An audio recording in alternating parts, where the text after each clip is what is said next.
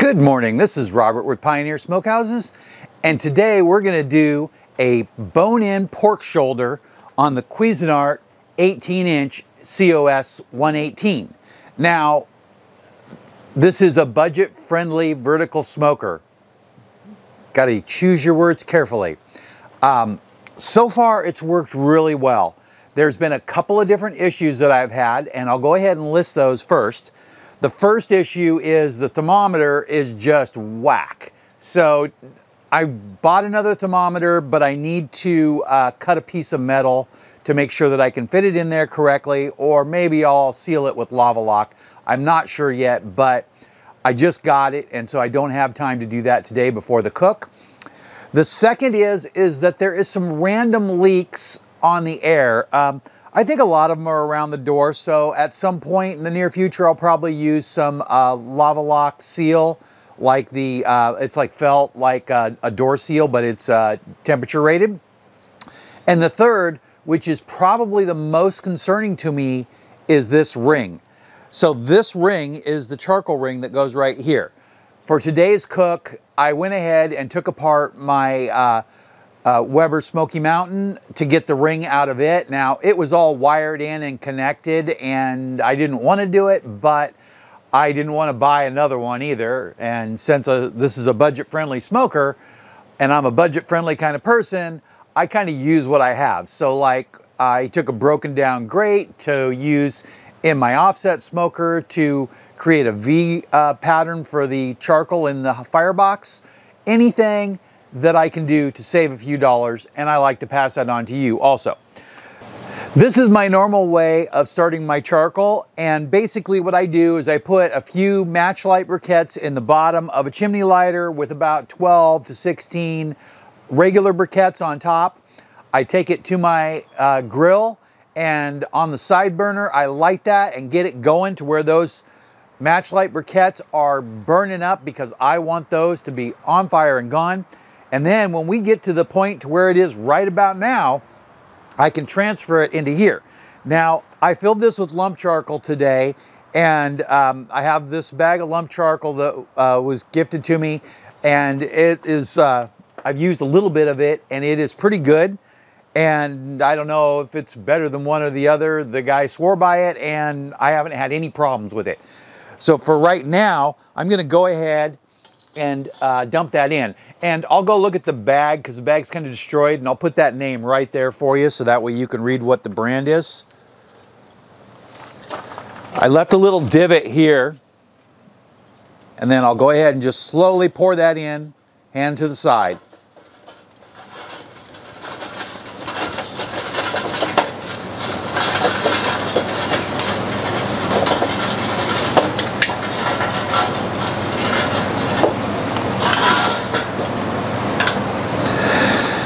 Once I get all those poured in, and they're going really well, I'm really happy with how well they're going, then I'm going to go ahead and organize them a little bit more to where they're all to one side, right up along the edge.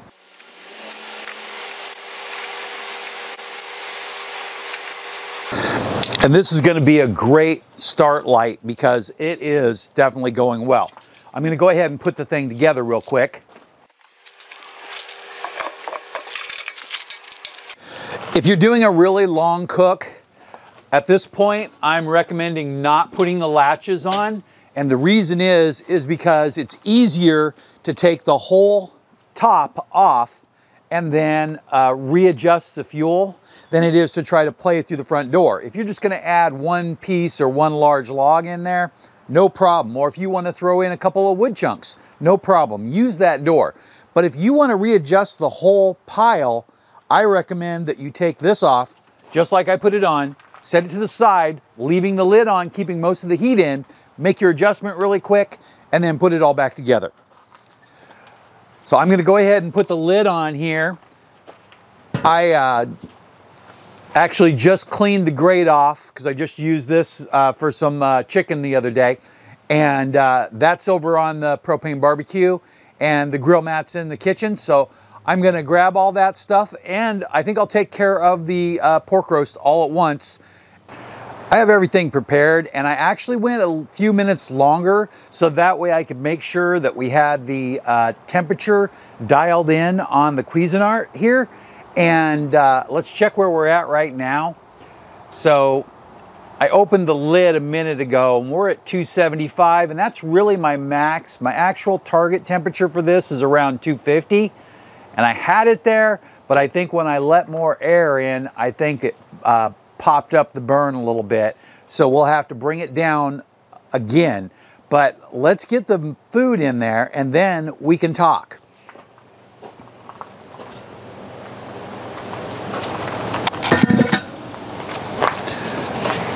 So here's the meat, and I'll put some pictures up there. This is just a standard bone-in pork shoulder. For those watching this in the future, this is a holiday weekend and there is a lot of different cuts of meat on sale right now. And this just happens to be the one that I wanted to select. The ribeye almost got me, but the ribeye is just not something I would normally focus on a smoker. I prefer ribeye grilled or reverse seared if I do run it through the smoker. So right now, we're cooking along pretty good. We are holding 275 steady, so I'm expecting to drop a little bit. And I want to point out that at the beginning of the video, I was talking about getting a little bit of a seal here. And you can see right there that that's where the smoke is coming from. Mostly because this handle just doesn't have a lot of force. There is a possibility that you could modify it with a different handle. But I'll be honest, I'm probably going to put in some felt around there, and then I keep my drill driver right over there and 2 screws, and this thing will be completely sealed. And when you want to undo it, just back the screws out and take the door off. The handle, again, while it functions and everything, I think it might be one of the weaker parts of the design. Everything else seems to be pretty well. I really like the air vent on the back, because it really gives me more control over more opening and less opening really easily. And I'm gonna pop a picture of that air vent right up here for you, because I know you can't really see what I'm doing back here. So we're gonna let this run, and my estimate is that it's gonna be a 10-hour cook.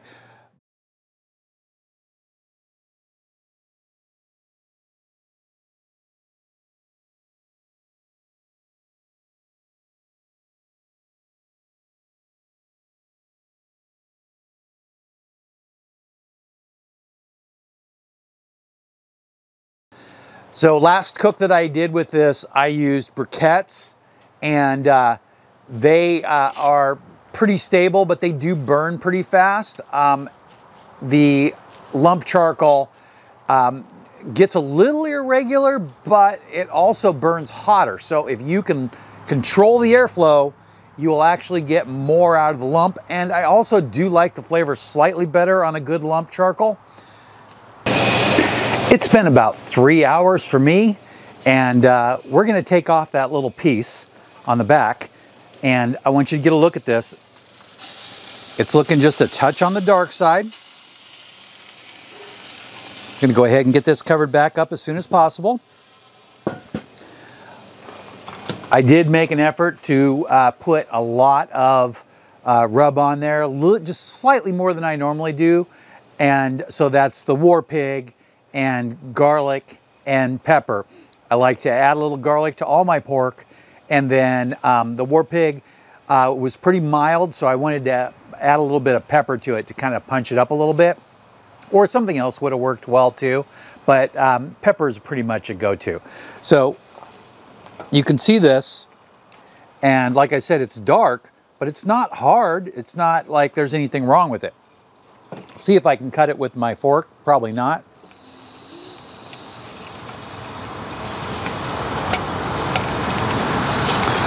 So I put my fork into it. The crust popped a little bit, but it didn't really cut.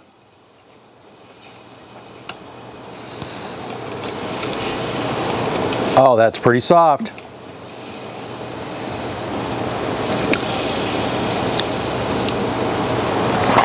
So I got a bite of the pork and a bite of the skin.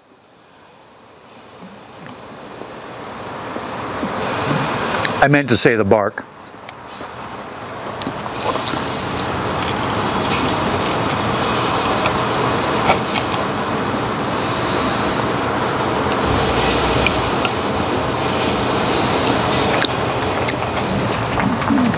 Try that one more time.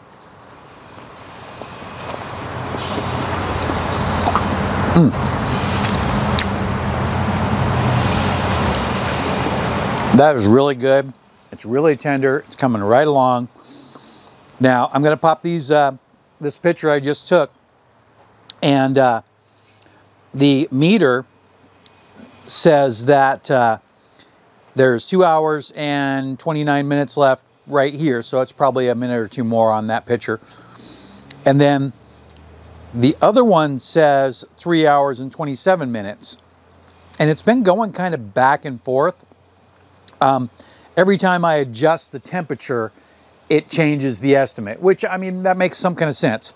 I just lowered the temperature just a little bit here by closing up all the vents, and I'm gonna run to the store real quick, and then I will be back to check on it, and hopefully it just keeps going along just like it is. I haven't had to do anything with the fuel. I took one look at it. I did put 2 screws in there because I decided that it was just leaking a little bit more than I wanted. And by just putting those screws in there, it just holds it closed completely. And again, I'm gonna put a seal in there in the future, and we'll see how well that works. But let's go ahead and cut away, and that'll just be 1 more second for you until we're back, and probably 2 hours for me. So we are done. I want to show you this. This is the meter plus.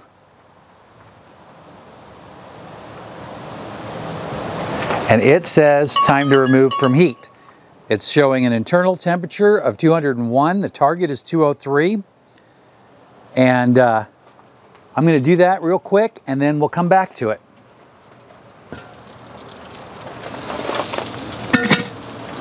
Now this is certainly going to be very hot, so I'm going to do the best I can here. So I think what I'm going to do is I'm going to use the hot gloves to grab the grill mat and get in place, and then set it down.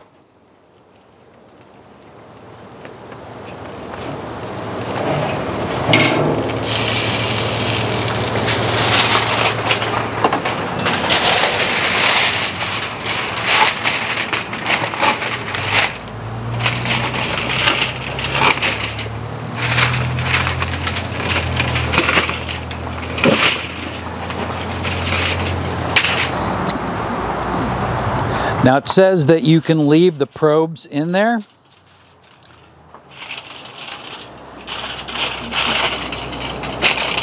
But the problem with leaving the probes in there is that you might lose connection when you close it up.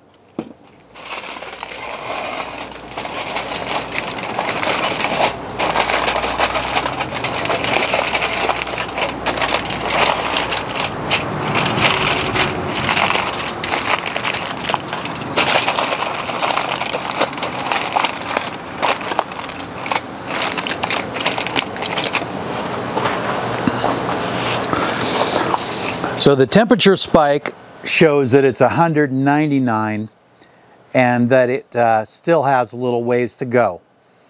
But I'm not going to worry too much about that. I would normally pull it sooner. As far as I'm concerned, it's perfectly fine either way. I wouldn't mind pulling it even a little earlier. So if I find that this is a little too mushy for my liking, then I'll drop it back down.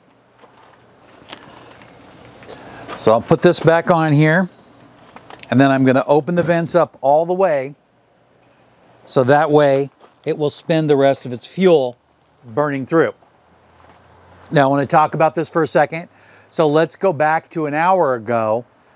Maybe it was a little more than an hour. And you'll see here that my temperature dropped down to almost 200 degrees. Well, we left the house for a couple of minutes and, well, an hour. And then when we came back, most of the fire had expelled itself. And I've been only opening this when I need to, because like I said, I put in a couple of screws just because I wanted to keep it closed. And it had burned up most of the fuel, and there was still plenty of red hot coals in there, just not enough to generate the kind of heat that we wanted. So I went ahead and I added probably about 10 more pieces of lump charcoal, and right away it started going up in temperature. I opened both vents, then went to leave for a half an hour, but I forgot to close the vents. So what happened is that we ran up in the temperature up into the 300 range, and that put us a little bit higher than what we wanted to be, but I'm really happy with how it came out. We're gonna go ahead and we're gonna wait the 20 minutes that the Meter Plus is recommending, and I'll just keep an eye on the temperature, also on the temperature spike. So that'll just be 1 second for you and 20 minutes for me. So here we are, 20 minutes later, and the meter is beeping.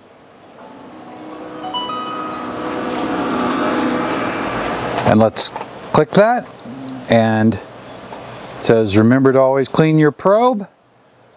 And then I'm just gonna dismiss. There's instructions there. So on the Meter Probe app, there's details of the cook, and I'm gonna go ahead and bring that up to the camera. But you can see that we've got a line that shows a constant, and I'll take a picture of that really quick. 1 second. You can see that we have a purple line which shows the temperature of the meat, and then the green line which shows the temperature inside the smoker. And when I reloaded it, that's where that low point is, where you get a big spike because I left the vents open. And then at the end, when I remove the pork, then you'll see it drops right off, but the pork temperature stays stable because it's over here resting. I don't quite know how to get the same report out of the temperature spike, but hopefully I'll have that figured out by my next video. Now, I'm going to go ahead and turn both of these off. So I have my gloves on now. Let's go ahead and open it up and remove the probes. A little bit of steam from being wrapped up there. And here's the spike probe.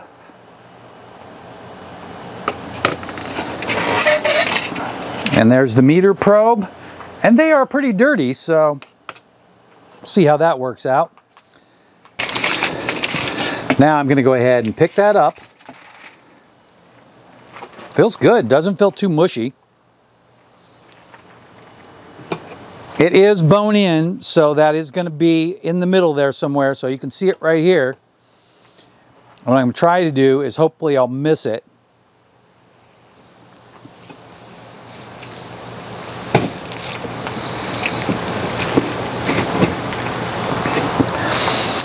The bark is just a little crispier than I would like,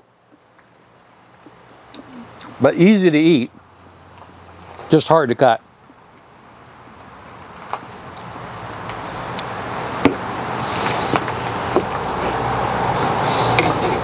First thing I'm going to do, I'm going to bring this whole piece up there so you can see it.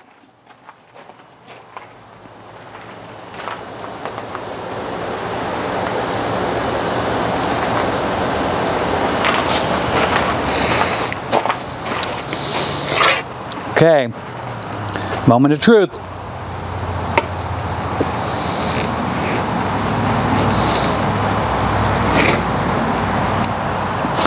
Pretty soft.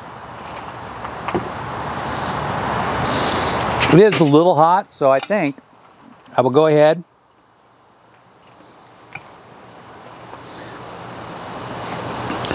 just going to pick some of this off. So I want you to be able to see this. So obviously that's a large piece of the bark on the side, and I'm just going to push my fork on that, and it's just going to fall apart. There's a little bit of tug there, but nothing crazy and nothing that two forks won't completely pull apart. This piece has a lot of color on it, and there's some bark right there. So let's see if I can get that right there. I'm going to show that to you again, and I'm going to take a bite.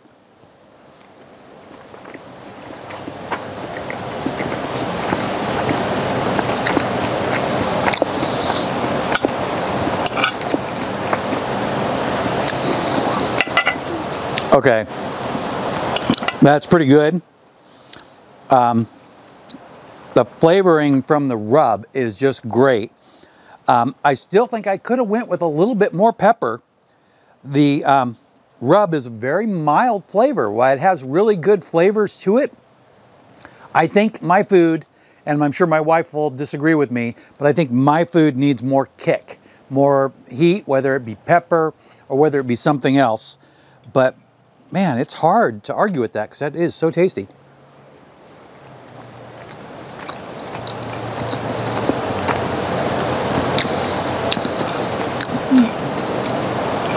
A little bit of fat in here. I probably could have trimmed that just a little bit better. That is not Good Eats. My favorite TV show. But I think what I'll do is I'm going to pop a picture up here, and this is my taco that I will be eating in 5 minutes, and I'm just going to put a little bit of salsa and a little bit of sour cream on there. Now that pretty much wraps up this video. I really wanted to dial in this Cuisinart a little bit more and move forward with my learning process. Right now what we want to do is we want to completely seal the door and change out that thermometer. I think that the thermometer was not as bad as I thought, because I think that the probes that I was using to get a temperature on were getting to the top of their range, so I think that was a problem for them. As far as this goes, it still showed a little low, but maybe not as bad as I thought. So everything here looks to be great. If you saw anything you like in the video, like the new temperature spike, which I'm going to do more videos with and get a better idea of how to use the app, let me know. And also comment below. If you saw anything you like in the video, like the brand new ThermoPro temperature spike, there'll be links below in the description. Those are affiliate links. I will get compensated for them, and they will support the channel. However, even if you don't buy one, at least go check the price. That also helps the channel. It shows traffic, and traffic is a good thing. So thanks again for watching, and have a great day.